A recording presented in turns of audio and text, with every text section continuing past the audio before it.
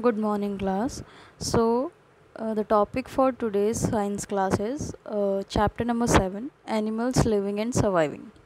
So, animals are divided into two categories, that is, invertebrates and vertebrates. As the name suggests, invertebrates, that means that specific group lacks backbone or the vertebral column. So, the invertebrates are the ones which lack backbone, and they constitute the 90% of the animal kingdom. And the second point is, the very examples of invertebrates are worms and insects. Now come on to the vertebrates. Vertebrates are the animals that have backbone. They have a rigid support for their body. That's why they have backbone or the vertebral column. Now this class is further divided into 5 subclasses, that is fish, amphibians, reptiles, mammals and birds. Now let's move on to the second topic, that is body covering. The covering of the body is a very crucial thing in today's world, because in order to survive you need to have a specific covering of your body that can protect your body from outside threat and climate and various abiotic factors, for example climate, wind, dust, rain, etc. So the all the classes have their specific coverings that are considered to be the characteristic features of them. So let's move on to the characteristic features of various classes. So first one is insects. So insects have a very hard, rigid kind of outermost covering for their protection, as they are very tiny and they need that specific hard protection. And since insects are invertebrate, so they do not have any bone or rigid structure, so they need a specific hard outer covering to protect and support their body. Now, second one is reptiles. Reptiles have dry, hard, scaly covering. Scaly, that means it is very rigid and it is not shed very easily. So the main purpose of the reptiles having this scaly covering is to prevent the water loss. For example, we have crocodiles and tortoise. So you must have already seen tortoise. What a tortoise does whenever it feels threat, as it moves very slowly, so there is no chance of running in case someone is attacking tortoise, or in case of any predatory condition, tortoise cannot run very fast. So what they have the outermost scaly covering that is very hard, so when they sense danger, they pulls their head and legs inside that covering, leaving just a heap like structure, and that too cannot be invaded or corroded by any being. Even you yourself can stand over the tortoise and it won't hurt even a bit. Now, next one is fish. There's a very good and decent feature in fish, that is scales. Obviously they have scales, but they have overlapping scales. Matlab, it isn't like you have an entire long cuticular scale, but it is short, very tiny, very flexible, very curvy and gentle scales.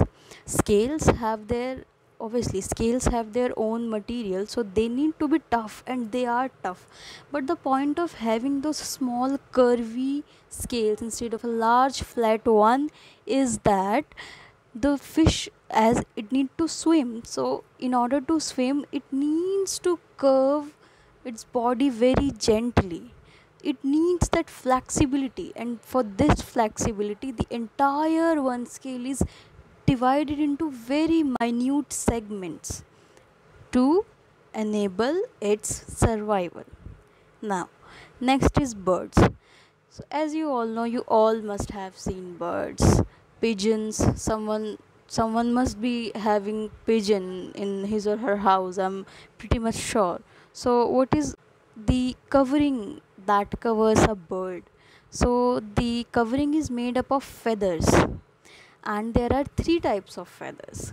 we categorize those feathers into three types, that is flight feather, contour feather, and down feather. What is flight feather? As the name suggests, flight, that means this helps the bird to fly in the sky. Second is contour feather. Now, what is contour feathers?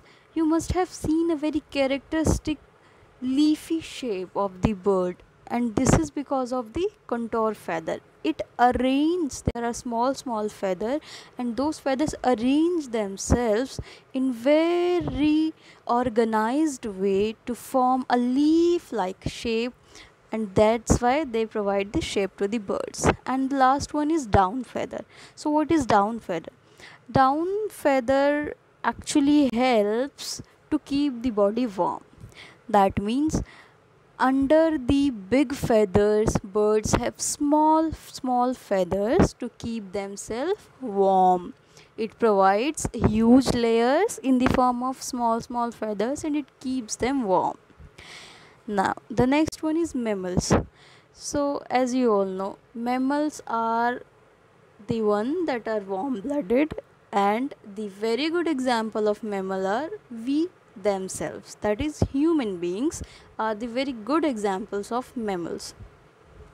So now you can observe your own body and get to know that our body has various hairs, and for the animals that are under the mammals living in the Antarctica region, they have a very nice white fur that protects them. Even dogs have their fur that protects them.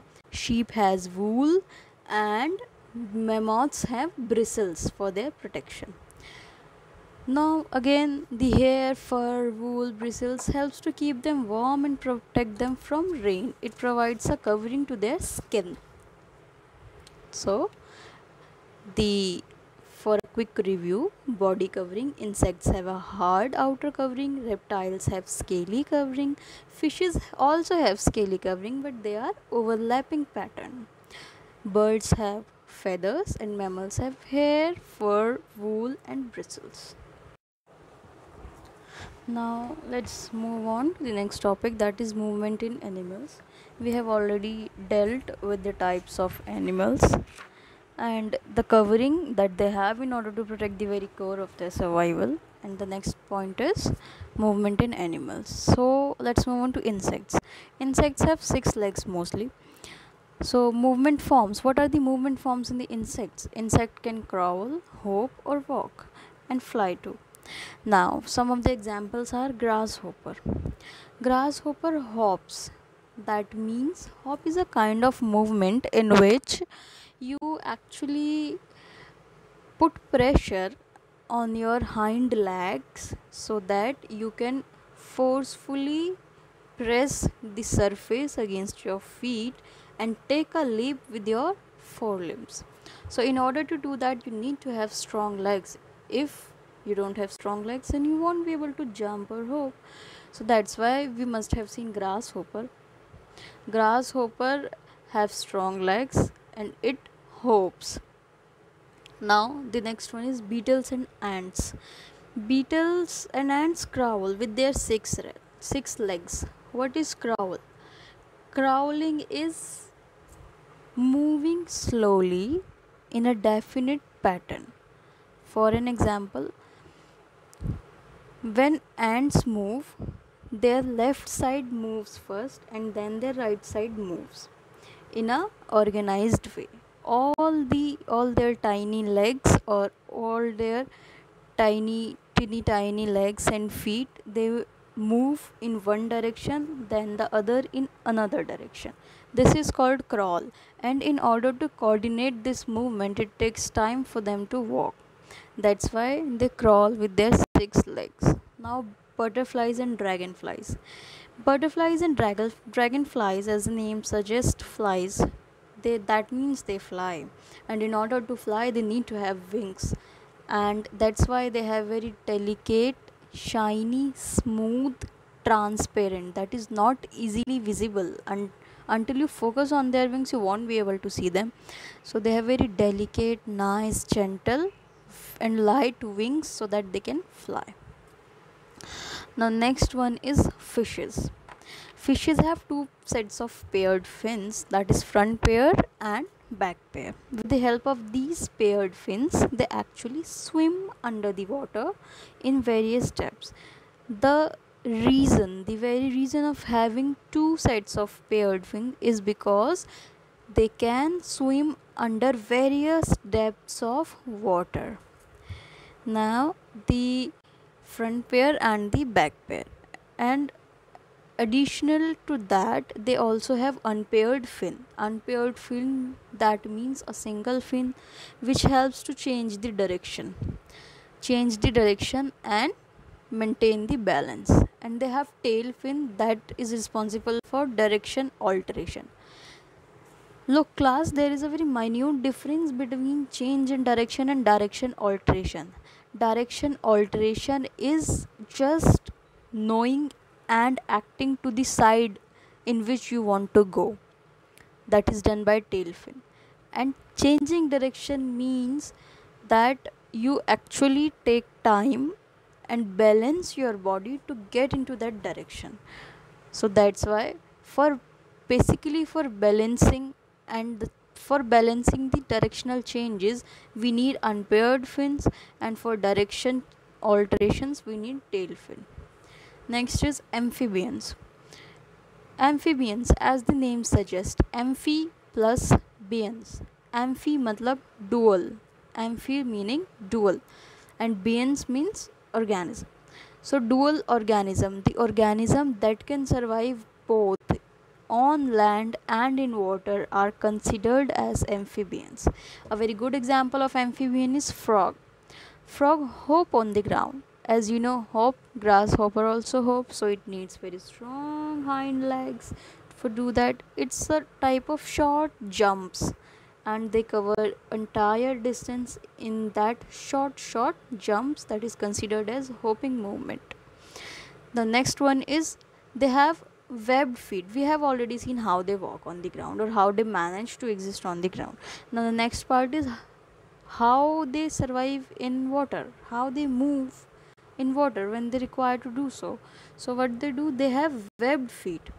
That means under their feet they have skin, and that skin actually acts as pedal to push the water behind them and make their body move in the front line.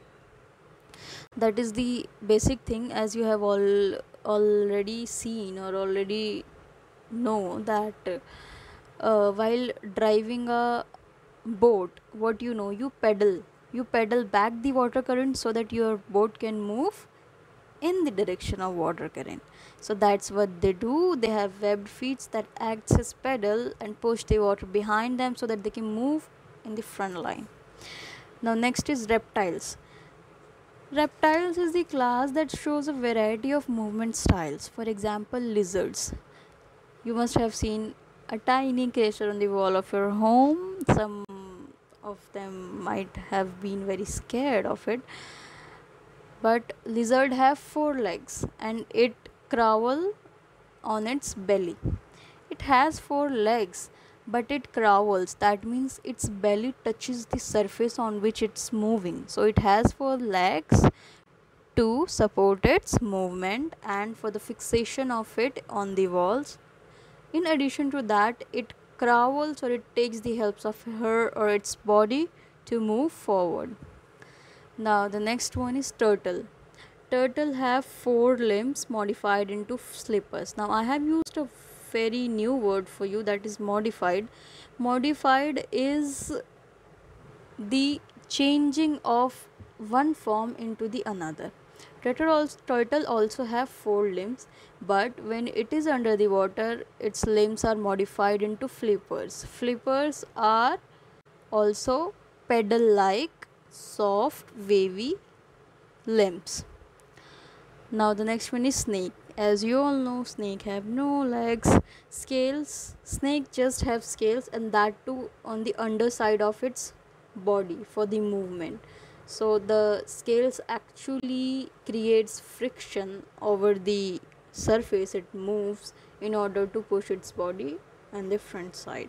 So that's why this is the basic reason that it has the scales on the side of the body, that snake can crawl on the rough surface but not on the soft surfaces, or not on the unrough surfaces. I can use that on the very soft surfaces, or very for an example, mirror. They cannot walk on mirror, and they cannot walk on smooth surfaces. So that's the main reason कि they cannot walk on these soft smooth surfaces, but they can walk on the rough surfaces because they have scales underlying their body. Now the next is mammals. As you all know, humans are the very good example of mammals. Mammals have 4 limbs. We all have 4 forelimbs. We all have 2 forelimbs and 2 hindlimbs. 2 forelimbs that we call it as hands and arms, and 2 hindlimbs that we call as legs. So human use their legs to walk, and fingers or the forelimbs to hold things. So the forelimbs actually involves your thumb, your palm, your fingers, and your arm, and the legs involve your toes, your feet, your heels, and your legs. That's why it helps us to move and organize our things in a more unique and appropriate way. And mammals, other mammals like rabbit, cat, dog, they walk, run, hop with the help of their forelimbs and hind limbs developed together. Now birds have hollow bones so that they do not weigh more, because they need to fly in the sky, so they need to be light in order to support their flight. So they have hollow bones. They have boat shaped, or we call it streamline shaped. It's because they can cut through the air current and move in the forward direction. They have pair of wings for that, and those pair of wings are attached to very powerful muscles, and they use their legs and feet to move or walk when on the ground. When pigeons are not flying, or when crows are not flying and they are landing on the ground, they use their feet, right? They use their feet to walk on the surfaces. And the water birds like ducks, they have again webbed feet. We have already discussed what webbed is. Webbed in the frog case we have seen. Webbed feet are the skin that is covering the underside of the toes or the underside of the feet, and it acts as a pedal. It's a paddling instrument, for that they can move in the forward direction. So we have almost covered the animals, their categorization, their example, their coverings, various coverings and its characteristics, and we have seen the movements in various classes of the vertebrates and invertebrates.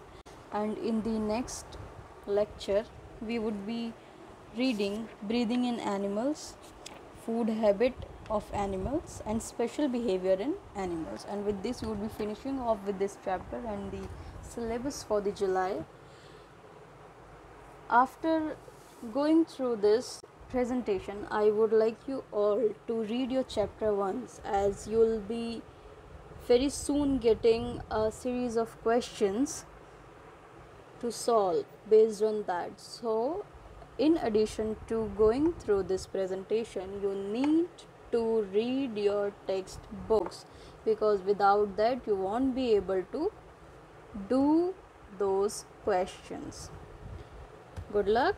See you in the next lecture.